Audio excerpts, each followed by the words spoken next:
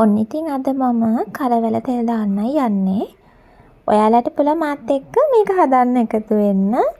ඉතින් ඔයාලා කැමති කරවල වර්ගයක් තෝරගන්න. කරවල ටික අරගෙන පොඩි කෑලි කපලා ඒකට අපිට ඕන වෙනවා ලුණු, තක්කාලි, අවුමිරිස්, මම මාළු මිරිසුත් අරගෙන තියෙනවා. ඉතින් මේ ටික අපි පොඩියට කපා ගන්න ඕනේ පිරිසිදු කරලා. ඒ වගේම කරපිංචත් මේකට මම එකතු කර ගන්නවා. රම්පෙත් ඔයාලට දාන්න පුළුවන්. මේ විදිහට මේ ටික අපි මේ හැමදේම කපා ගන්න ඕනේ.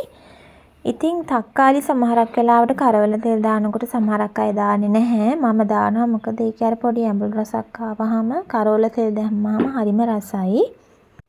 මම නම් ඉතින් කරවල තෙල් දැම්මහම ඒකට වෙන මට මුකුත්ම ඕන නැහැ ව්‍යංජන. මම බත් කනවා ඒකත් එක්ක විතරයි. ඉතින් ඔයාලත් එහෙමද? මාළු මිරිස් එහෙමත් අපි කරවල තෙල් දානකොට එකතු කරාම ඒක හරිම රසයි. ඒ වගේම ඒකේ අර 아무තු ලස්සනකුත් එනවනේ. ඉතින් කරවල හොඳට හොදලා ඒ ටික වතුර ටික අයින් වෙනකන් පොඩ්ඩක් පැත්තට කරලා තියලා තිබ්බහම ඒක අර ලුණු ගතිය එහෙම ටිකක් හොඳට යන්න වතුරේ පොඩක් දාලා හොඳට මිරිකලා අයින් කරන්න.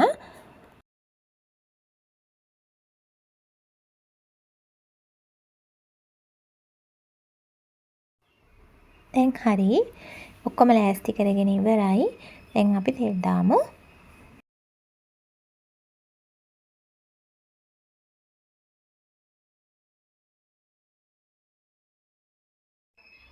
මම නම් ටිකක් ලුණු වැඩිපුර එකතු කර ගන්නවා. මම ඔයාලට කිව්වේ මට වෙන මොකුත්ම ඕනේ නැහැ. මම මේක විතරක් එක්ක මට බත් කන්න පුළුවන්.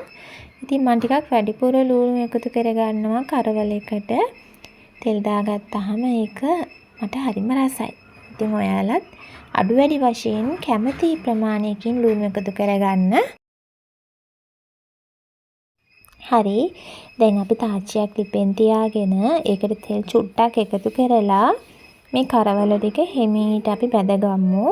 ඔයාලා ගන්න කරවල ජාතිය මොනවද? ඒක බැදෙන්න ඕන ප්‍රමාණය ඔයාලා දන්නවනේ ඉතින්. මං කියන්න ඕන නැහැනේ. මේ ප්‍රමාණයට බැද ගන්න. සාමාන්‍යයෙන් මං ගත්තේ මුහුදු කුකුලා කියන වර්ගේ නම් විනාඩි 5ක් 6ක් විතර වගේ බැදෙන්න ඕනේ. මොකද ඒක ටිකක් අර නැතන් ඒක අර ඇතුළ බැදෙන්නේ නැහනේ. ඒ නිසා මම ඒක ටිකක් වෙලා වැඩිපුර බැද ගන්නවා.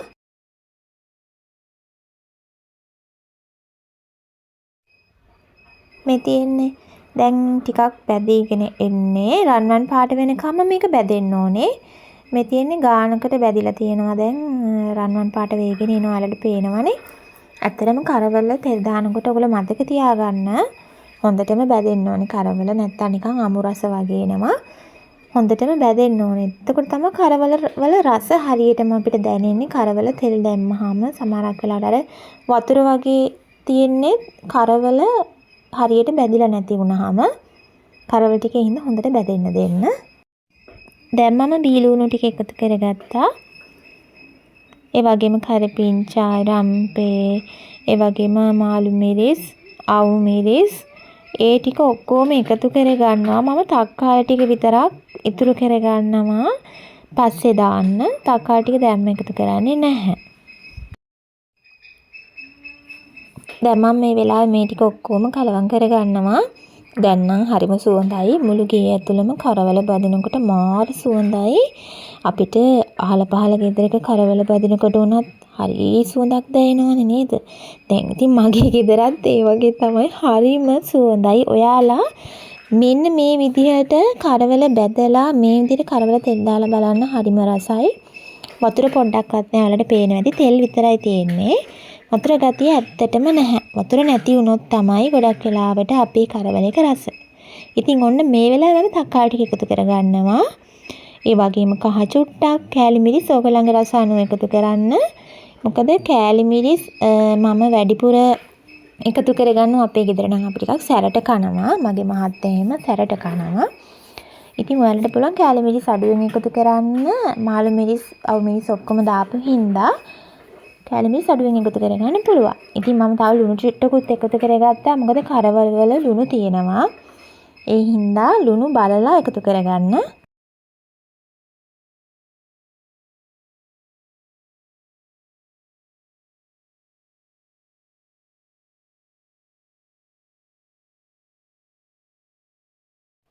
දැන් නම් ලස්සන පාටකට හරිම සුවඳට අපේ බැදුම ඇවිල්ලා තියෙනවා.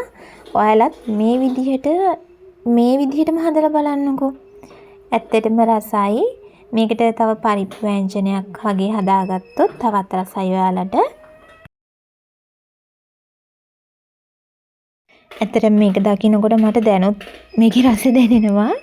ඉතින් ඔයාලත් මේක හදලා බලන්න. හදලා මට රස කියන්න. ඉතින් අදත් මම ඔයාලට මේ වගේ ලස්සන වීඩියෝ එකක් අරගෙන ආවා. ඉතින් ඔයා තාමත් මගේ channel එක subscribe කරපු නැති කෙනෙක් නම් මේ වගේ වීඩියෝස් බලන්න මගේ channel එක subscribe කරලා තියාගන්න. එහෙනම් ඉතින් මම තවත් රසවත් වීඩියෝ එකක් අරගෙන ඔයාලට ඉක්මනින්ම එන්නම්. ඔයාලා හැමෝටම සුබ දවසක්. ගිහින් එන්නම්.